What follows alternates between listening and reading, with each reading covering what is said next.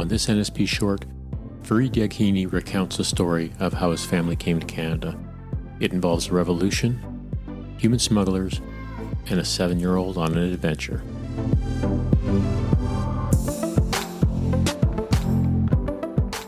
So I was born in Iran, and probably like the worst year you could be born, 1980, which was a year after the Islamic Revolution.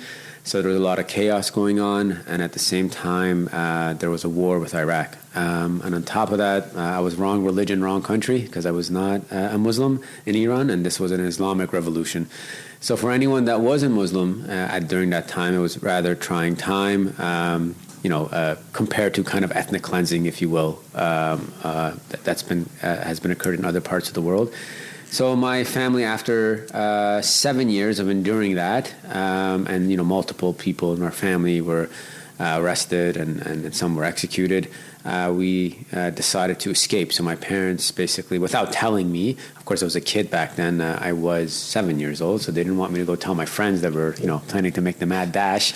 But we said our goodbyes. I jumped on a train thinking this is the coolest thing ever, but I was wondering, why is everyone crying at the train station? And that's because we were going to the border of Pakistan, and where we'd be smuggled into Pakistan.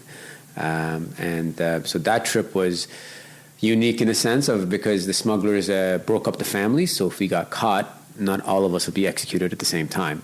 I was separated from my family, and then we met about a week and a half, 2 weeks later in Pakistan. Now, some might say this is a very traumatic experience, but as a 7-year-old little snot, I was just having a great time because I was in the back of a pickup in the desert with smugglers, and I got to touch guns, and I just thought this was the coolest thing. I'd never understood the gravity of the situation. I think my cousins who were older than me suffered more from this experience because they actually knew what was happening. Whereas I was just I think I was disappointed when I saw my dad. I'm like, damn it, rules. You know what I mean?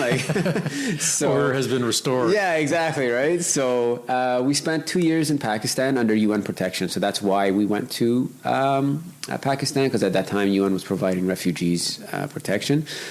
We stayed there for 2 years, and we got our paperwork sorted out to come to Canada, to immigrate to Canada. The time in Pakistan was, stressful for my family, but again, I was so young. I was just running around, getting chased by stray dogs, and learning English at a local school nearby. I started to miss my family, but I didn't really understand. I just thought we were going to go back home eventually. I just thought this was like a trip away. You know what I mean?